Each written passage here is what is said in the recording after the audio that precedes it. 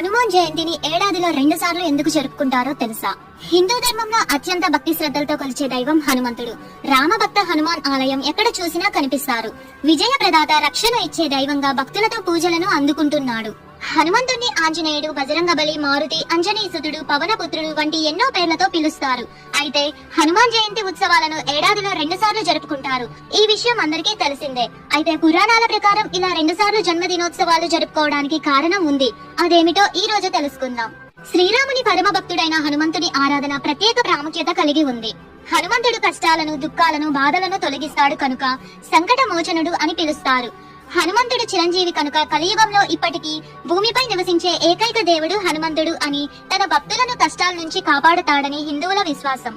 హనుమంతుడి జయంతి రోజు కూడా ప్రత్యేక ప్రాముఖ్యతను కలిగి ఉంది. అయితే హనుమాన్ జయంతిని సంవత్సరానికి ఒకసారి కాదు 2 సార్లు జరుపుకుంటారు.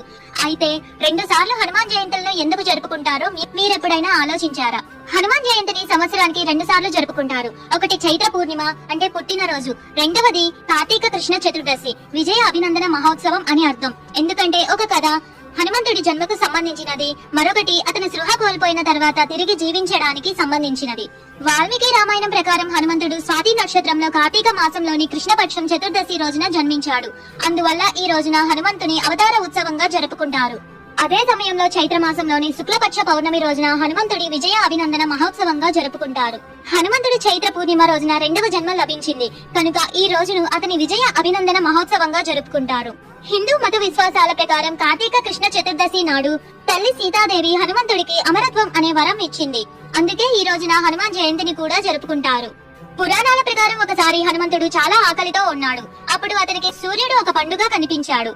దీంతో సూర్యుడిని తిందామని అనుకుంటాడు. దేవేంద్రుడు, ఇంద్రుడు హనుమంతుడిని ఆపడానికి ప్రయత్నించి అతనిపై దాడి చేశారు.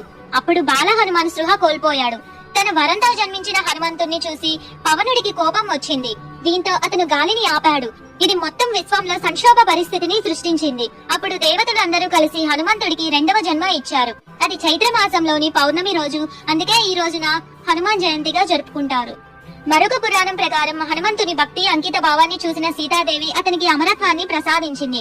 హనుమంతుడు ఈ వరం పొందిన రోజు అది కార్తీక మాసంలోని కృష్ణపక్ష చతుర్దశి తిథి. అందుకే